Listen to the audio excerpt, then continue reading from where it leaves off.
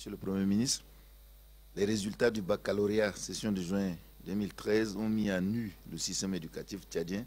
Moins de 9% de réussite. Cela a fait couler tant d'encre et de remous. Et votre gouvernement a pris des mesures que nous qualifions de mesures nécessaires. Alors, Excellence, lors de la rencontre que vous avez initiée avec les 3 ministres des 3 ordres d'enseignement, vous leur avez prescrit des mesures novatrices pour sauver l'école tchadienne en péril. Beaucoup de gens n'ont pas compris et pensent que ce sont des mesures de trop. Pourriez-vous nous expliquer dans les détails le bien fondé de ces mesures? Vous avez donné l'impression que c'est les derniers résultats du baccalauréat qui seraient à l'origine de cette réaction du gouvernement, mais je crois qu'on pourrait, tout en acceptant votre analyse, considérer que lorsque nous étions investis par l'Assemblée nationale, nous avions pris l'engagement d'apporter un plus par rapport à ce qui est fait jusqu'à maintenant dans le cadre, n'est-ce pas, de ce gouvernement de renouveau et d'ajustement global. Donc, que ce soit les résultats du bac qui pourraient justifier les différentes rencontres que j'ai eues, nous avons déjà, j'ai dit dans le cadre de notre programme, retenu, n'est-ce pas, la nécessité de revoir le système éducatif. Pour la simple raison que, en nous situant par rapport au passé, nous avons considéré que la loi qui régit le système éducatif, qui remonte à 2006, n'est pas appliquée. Ce n'est pas nous qui nous le disons, mais c'est d'autres l'ont dit avant nous. Et en même temps, il y a eu le forum sur le système éducatif qui avait, au mois d'octobre 2012, prescrit, n'est-ce pas, la renaissance de l'école par le chef de l'État. Donc, nous étions dans cette logique, n'est-ce pas, de remise en cause. Et les résultats du bac sont venus un peu nous donner un coup de pouce. Alors, est-ce qu'on peut donner des détails sur les mesures? Non, les mesures, il faut d'abord les rappeler, c'est de dire que la loi sur le système éducatif qui remonte, je le rappelle, à 2006, a prescrit une nouvelle matrice, hein, c'est-à-dire une nouvelle configuration de l'école tchadienne, à savoir qu'il y aurait, comme c'est prescrit par la Constitution, un enseignement fondamental obligatoire et gratuit. Donc, cet enseignement fondamental obligatoire et gratuit est articulé autour d'un cycle primaire de 6 ans et ensuite un cycle moyen de 4 ans. Les 6 plus 4, 10 ans, se terminant par le premier diplôme qui doit être le brevet d'enseignement fondamental. Et ensuite, il y a un deuxième niveau, c'est l'enseignement secondaire et un troisième niveau, l'enseignement supérieur. Ça, c'est depuis 2006. Or, jusqu'à aujourd'hui, je vous dis, le système continue à fonctionner avec l'enseignement primaire de 6 ans terminant par un certificat d'études primaires, un concours d'entrée en 6e, ensuite des examens de passage d'une classe à une autre. Vous allez au cycle, premier cycle de l'enseignement secondaire, vous avez le BPC, etc. Donc tout ça va disparaître. Et le but de ces mesures que j'ai prises, enfin, que le gouvernement entend prendre maintenant, c'est de faire en sorte que nous ayons l'enseignement fondamental obligatoire et gratuit sur 10 ans, donc 6 ans du primaire et 4 ans du cycle moyen, et ensuite l'enseignement secondaire de 3 ans, et enfin l'enseignement supérieur. Alors là où ça pose problème, effectivement, c'est un peu en relation avec le résultat du bac, c'est quand même que le niveau secondaire pose un peu problème, parce que dans la loi, le niveau secondaire, c'est ce qu'on peut considérer comme, dans l'ancien système, la classe de seconde, la classe de première et la classe de terminale. C'est ça le lycée. Or, aujourd'hui, vous avez des lycées qui intègrent aussi le premier cycle. Donc, il y a un seul cycle dans le lycée, à 3 niveaux, la seconde, la première et la terminale. Donc, nous avons essayé de faire comprendre aux gestionnaires du système éducatif que le fait de ne pas respecter cette articulation-là qui a été en partie à l'origine des mauvais résultats au bac, parce que les lycées sont devenus pratiquement des garderies d'enfants. On crée un lycée comme si un lycée peut se tenir, une salle de classe dans un lycée peut se tenir à 1 ou 2 enseignants. Non, il faut un minimum de 8. Or là, vous avez des lycées entiers qui n'ont que peut-être 2 ou 3 enseignants. Donc là, on fait du mal aux enfants, et c'est pour cela que j'avais dit que pour la rentrée du 15 septembre, il faut arrêter avec l'ancien système, nous repartons avec le nouveau système. Donc les lycées, par rapport à un autre enjeu qui est la décentralisation, les lycées devraient être corrélés aux régions. Donc un lycée, c'est dans une région. Les collèges, donc l'enseignement moyen, est dans les départements, et les écoles primaires sont dans les communes ou les communautés rurales. Donc il faudrait qu'à la rentrée, même si la décentralisation n'est pas totalement encore sur l'ensemble du territoire, tout au moins au niveau régional et départemental, il faudrait quand même que au moins nous démarrions cette année-là avec le lycée autour des 3 niveaux et dans les chefs-lieux des départements. Est-ce qu'il y a un bien fondé? Je crois oui, parce que le lycée est destiné quand même à former l'élite de ce pays, et ça suppose que les enfants qui sont dans les cycles de lycée aient un minimum de compétences pour pouvoir se retrouver dans la vie. Or là, on les parque, j'exagère pas, on les parque dans des enceintes qu'on appelle lycées, alors qu'en réalité, c'est des garderies d'enfants. Donc, il faudrait arrêter avec ces garderies d'enfants-là et revenons à des lycées dignes de ce nom, c'est-à-dire des structures de formation et d'éducation qui intègrent, qui rassemblent au moins une masse critique de compétences, c'est-à-dire des professeurs, pour les tenir. Voilà un peu les détails, si vous tenez à cela, et les bien fondés donc, de ces mesures. Nous voulons que le système éducatif se gère conformément au texte de la République. Oui, excellent, Monsieur le Premier ministre. Est-ce que vous trouvez que ces mesures seront-elles applicables pour la rentrée qui vient? Est-ce qu'il n'y a pas de mesures d'accompagnement? Nous avons commencé à travailler sur la nouvelle vision depuis longtemps, bien avant même les résultats du PAC, bien avant. Nous avons déjà dit dans notre déclaration de politique générale à l'Assemblée que nous allions appliquer la nouvelle matrice scolaire. Donc nous travaillons dessus. Bien entendu, il y a un coup de fouet avec les résultats du bac. Donc depuis la proclamation des résultats du bac, il y a des équipes qui travaillent pour justement voir tous les aspects, parce que ça obligera à déplacer des enfants. Bon, parce que si l'enfant est resté dans son village jusqu'au niveau secondaire, il faut nécessairement qu'il y ait un petit mouvement, même si c'est à 1 km, 2 km, il faudrait un petit mouvement pour que, quand on dit lycée, c'est les 3 niveaux comme je vous ai dit. Donc les mesures d'accompagnement, c'est d'abord la ressource humaine, la masse critique, hein, j'insiste dessus, la masse critique de compétences qu'il faut revenir, c'est-à-dire les enseignants qui doivent encadrer les lycées. Et à partir de cette masse critique configurée, on doit pouvoir choisir si on peut laisser le lycée là où il est, mais il faut nécessairement retrouver ces enseignants-là. Minimum 8, moi j'ai dit minimum 8. Si on en a, on peut laisser même dans un quartier, mais si on n'en a pas, il vaudrait mieux regrouper ces compétences, donc ça oblige à regrouper à la fois les enseignants et les élèves, pour que le lycée ne soit pas seulement, je le répète, une garderie d'enfants. Ce n'est pas une salle de cours primaire, c'est une salle dans laquelle il y a plusieurs professeurs qui arrivent, qui enseignent. Donc, il faudrait nécessairement régler cette question de la mesure principale d'accompagnement. On m'a parlé des structures d'accueil.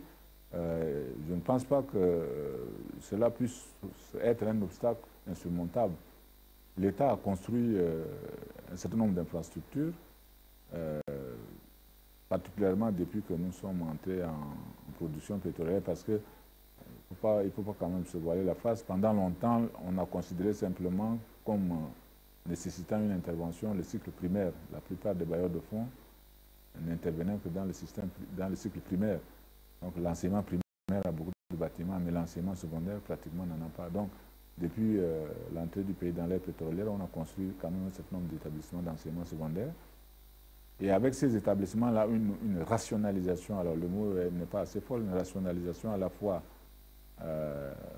du regroupement des enfants et du regroupement des enseignants, on devait pouvoir atteindre cet objectif qui veut que le lycée soit un lieu d'éducation et de formation avec un minimum de compétences. Excellence, votre réaction est venue tard comme un médecin après la mort. Non, pas du tout. Là, vous exagérez un peu. Vous exagérez parce que, comme je vous l'ai dit, vous prenez notre déclaration de politique générale. Nous avons dit que nous allons appliquer les résolutions du forum de 2012. Ensuite, nous allons appliquer la loi sur le système éducatif. Donc, c'est des choses auxquelles nous nous sommes attendus. C'est vrai, le résultat du bac, j'ai dit franchement, a été peut-être l'aiguillon qui nous a un peu forcé à aller très vite. Mais ce n'est pas la réaction d'un médecin qui vient après la mort. Le système, je ne pense pas qu'il est mort, hein, le système. Il est encore debout. La preuve, c'est qu'on a eu quand même plus de 6 000 admis. Hein. 8%, c'est beaucoup. Il ne faut pas, compte tenu de l'état dans lequel il se trouve, avec 8% d'admis, lorsque nous avons assisté à la cérémonie de distribution des prix, il y a des gars qui ont plus de, je crois, de 15 de moyenne. Donc, le système n'est pas mort. Le système, il est mauvais. C'est ce que je dis toujours, il est mauvais. Et ceux qui sont chargés de se rendre compte qu'il est mauvais, ils ne veulent pas le reconnaître. Et c'est ça qui fait que... Sinon, les Tchadiens sont très intelligents, hein, il ne faut jamais oublier. On a des savants, des gens qui ont inventé une pompe manuelle sans énergie, apport d'énergie. Donc, les Tchadiens sont très intelligents, mais leur système d'éducation, c'est-à-dire quelque chose qui est structuré, il est mauvais et ceux qui sont chargés de s'en apercevoir ne se rendent pas compte, ou alors il y a une espèce de suicide collectif qui fait que chacun, bon, même s'il se rend compte que c'est mauvais, il ne veut pas réagir. Donc, ce n'est pas le médecin qui vient après la mort, mais c'est le médecin vraiment qui veut que le système fonctionne, bien entendu, conformément aux lois qui sont prévues, mais fonctionne à la satisfaction, n'est-ce pas, de ces bénéficiaires qui sont les parents d'élèves avant tout, et aussi le gouvernement qui tient quand même à ce que son système d'éducation soit le plus performant possible. Donc, ce n'est pas le médecin venant après la mort, mais c'est un peu le médecin qui voit qu'il y a un malade là, il faut qu'il travaille. Oui, le problème de l'école tchadienne, c'est aussi le suivi pédagogique. Alors, les inspecteurs déplorent aussi le manque de moyens pour le travail. Si tel est le cas, quelle sera la réaction du gouvernement pour l'année scolaire qui commence? Je suis de ceux qui, pendant presque 15 ans, ont travaillé sur le dossier et l'État a toujours mis chaque année 20% d'augmentation pour le fonctionnement du système. Ensuite, le plan budgétaire, ensuite, c'est le secteur dans lequel les salaires, enfin les rémunérations étaient quand même suffisamment améliorées. Donc, les moyens existent. Mais c'est comment mettre ces moyens en fonctionnement, c'est ça le problème. Et ça pose plutôt le problème du management du système, pour utiliser un terme à la mode, ou un problème de gouvernance si vous voulez. C'est-à-dire qu'il y a des choses, des actes qu'il fallait poser qu'on n'a pas posés, ou bien des actes qu'il ne faut pas poser et que les gens posent. C'est ça qui pose problème. Mais ce n'est pas un problème de moyens qu'il faut... Vous aurez donné tous les budgets du Tchad. Si vous ne réglez pas ces actes qu'il ne faut pas poser, ou bien ces actes que les gens posent alors qu'ils ne doivent pas poser, le système restera toujours le même. Donc, il faut, je crois, beaucoup plus faire appel à la conscience des gens, à leur conscience surtout, en disant que le système éducatif a besoin d'être contrôlé. Il y a ceux qui sont dans les salles de classe, mais il y a ceux qui sont derrière, qui sont les inspecteurs, qui surveillent, et ensuite les inspecteurs eux-mêmes, ils ont les délégués qui les surveillent, et puis les délégués, ils ont le ministre qui les surveille, etc. Donc c'est une chaîne, n'est-ce pas, de responsabilité. Et il ne faut jamais voir l'encadrement uniquement au niveau des inspecteurs. Non, c'est tout le monde qui doit jouer son rôle. Et si ces différents maillons de la chaîne du suivi éducatif fonctionnent en principe, on doit pouvoir atteindre les objectifs que je défends tout à l'heure. Excellence, parmi ces mesures par rapport à la restructuration des lycées, je prends par exemple le cas du Moyo-Kébi Ouest et Est, où il y a pléthore d'élèves, pléthore de lycées. Ne pensez pas qu'il est nécessaire de faire des exceptions? En fait, une règle a toujours des exceptions, hein, mais ce que je n'accepterai pas, c'est qu'il ne faudrait pas que les exceptions deviennent la règle. Il ne faut pas que les exceptions deviennent la règle parce que vous avez cité peut-être le cas du Maïekébi pour aller dans le sens de ceux qui ont estimé qu'il faut mettre le lycée dans les villages. Un lycée n'est pas fait pour être mis dans un village. Qu'on le veuille ou non, un village ne peut pas abriter un lycée, ce n'est pas possible. Le lycée, on y développe déjà la conscience d'appartenir à la nation. Donc, le type quitte son village. Mais si vous faites des lycées dans les villages, vous développez le villagisme, vous développez le repli identitaire, le repli sur soi. Donc, il faut que les gens sortent de leur village pour aller au moins au chef-lieu de la sous-préfecture, bien au chef-lieu du département. Mais il ne faut pas que les gens restent dans leur village. Et ça, politiquement, ce n'est pas bon. D'avoir des lycées dans les villages, dans les cantons. Il faut que les gens sortent de là. Démographie, je suis d'accord, mais la démographie est à mettre en cohérence avec la démocratisation du système éducatif. Et là, c'est l'enseignement fondamental qui est obligatoire d'après la Constitution et gratuit. Donc, on peut avoir dans un village jusqu'à fin de l'actuel cycle, premier cycle, c'est-à-dire fin de l'enseignement fondamental dans un village, mais on ne peut pas avoir un lycée dans un village, quel que soit le nombre de gens qu'on a. Il faudrait que le lycée devienne l'endroit où on commence déjà à former la conscience du citoyen, mais il ne faut pas que ça reste dans les villages. Donc, les exceptions, j'ai dit, une règle a besoin peut-être des exceptions, mais il ne faudrait pas, je le répète, transformer ces exceptions en règles. Donc, au cas par cas, si ça se nécessite, mais dans un village, quand même, je trouve que c'est trop. Et vous avez été là avec moi dans la réunion qui vient de passer. Moi, pour le moment, j'instruis, mais je serai aussi, comme je l'ai dit tout à l'heure à votre collègue, je vais vérifier si ce que j'ai dit là est respecté. Si je trouve un lycée qui est une garderie d'enfants là, ça va être mauvais. Et ça, je suis intraitable sur ce point. Un lycée, c'est une masse critique de compétences qu'il faut réunir avant d'avoir un lycée. Ce n'est pas le nombre d'enfants qui détermine l'implantation du lycée, c'est la réunion, n'est-ce pas, des compétences et des moyens matériels. Je laisse les moyens matériels peut-être, mais le minimum, c'est quand même ces enseignants-là qu'il faut avoir avant d'avoir un lycée. Si on a beaucoup d'enseignants dans la zone que vous citez, bon, on pourrait peut-être faire des exceptions, mais c'est des exceptions qu'il faut les faire un peu en rapport avec la nécessité aussi de développer la conscience nationale. Et cette conscience-là ne se développe pas dans les villages, elle se développe au moins au niveau de la sous-préfecture ou bien au niveau du département. Excellence, Monsieur le Premier ministre, on dit que la rentrée administrative, c'est le 15 septembre et la rentrée des classes, c'est le 1er octobre sur l'ensemble du territoire. Mais généralement, c'est dans la capitale, les grandes villes, que les cours commencent en octobre. Mais dans l'arrière-pays, c'est jusqu'à janvier, février, et puis encore les cours finissent très tôt. Alors, qu'allez-vous faire pour que la rentrée des classes soit uniforme sur toute l'étendue du territoire et que la fin également de la rentrée des classes soit uniforme? Bon, ça c'est une question qui revient chaque année, le démarrage effectif de l'année scolaire. Vous allez dans n'importe quelle partie du pays, vous rencontrez ce problème-là. Mais ce que nous disons ne va pas faire disparaître ces démarrages tardifs des salles de classe compte tenu des contraintes locales.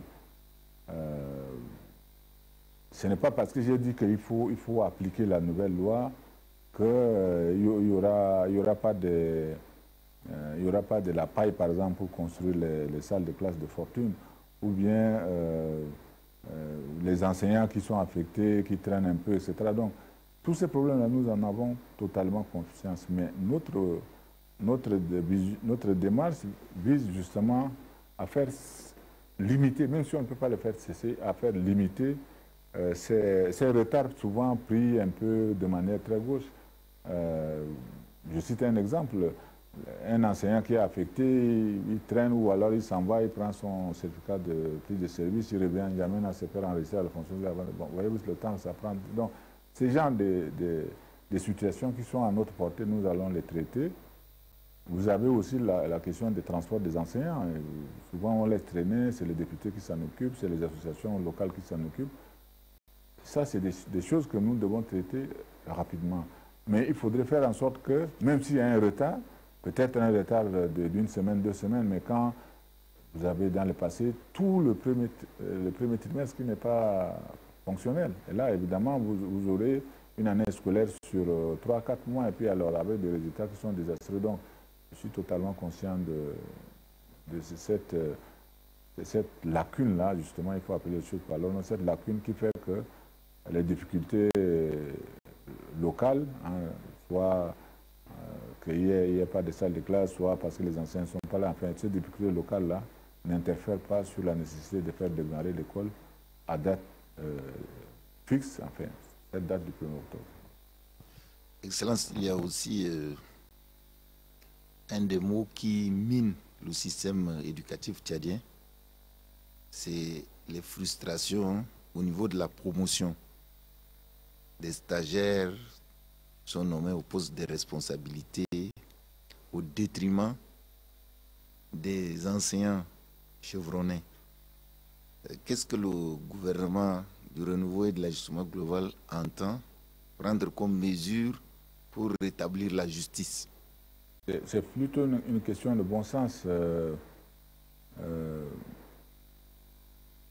J'ai lu un livre comme ça, je n'ai pas retenu le nom du type, mais il s'appelle Licola, et qui disait que les enseignants devaient être les meilleurs.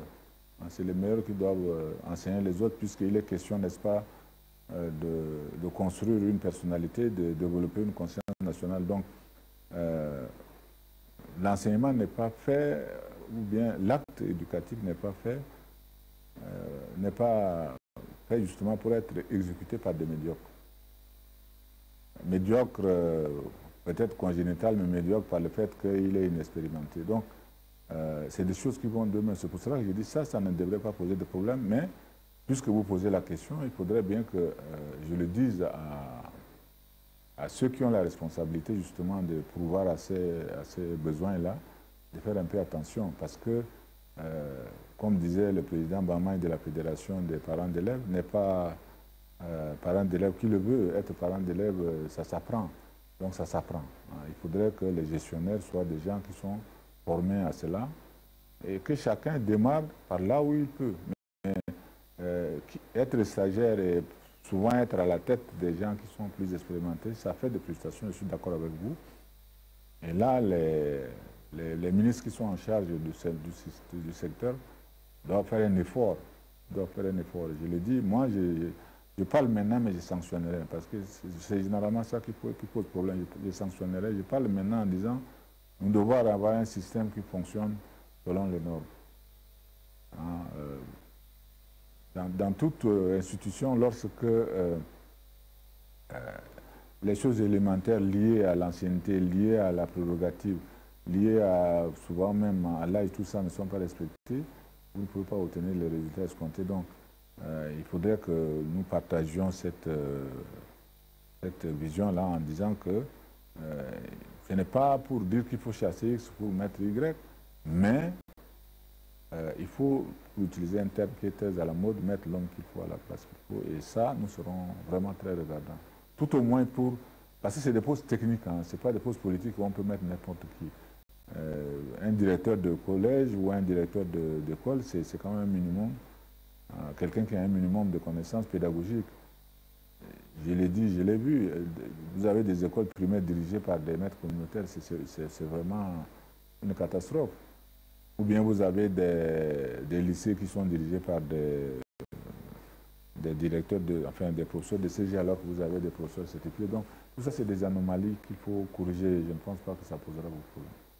Si vous avez un message particulier à l'endroit des partenaires impliqués dans le système éducatif, ça sera lequel?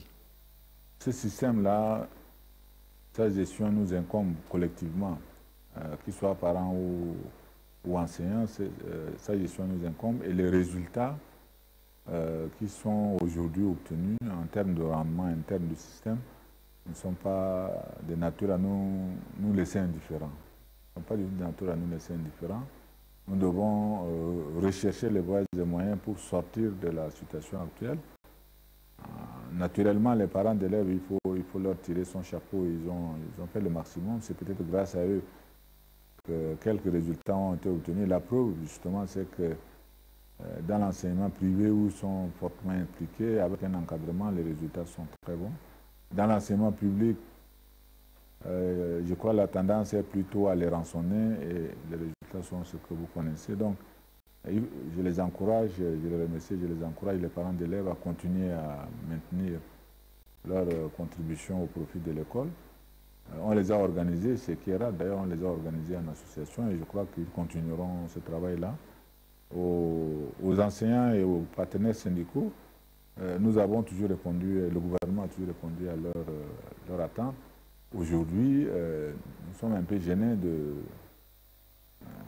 avec ce résultat-là de dialoguer sereinement, puisqu'on se regarderait un peu en chien de faïence. Bon, nous nous sommes chamaillés pendant longtemps sur nos propres conditions de vie, mais le résultat qui est là ne nous honore pas du tout, ni eux, ni le gouvernement, ça ne nous honore pas. Donc, nous devons, je ne dis pas qu'on abandonne, chacun abandonne ses convictions, mais que nous devons nous asseoir et peut-être travailler ensemble, la main dans la main, pour que le système retrouve ses lettres de noblesse et qu'on dise qu'au Tchad, on a un système éducatif qui fonctionne. Parce que le problème n'est pas au niveau des enfants, je le répète, c'est le problème au niveau du management du système.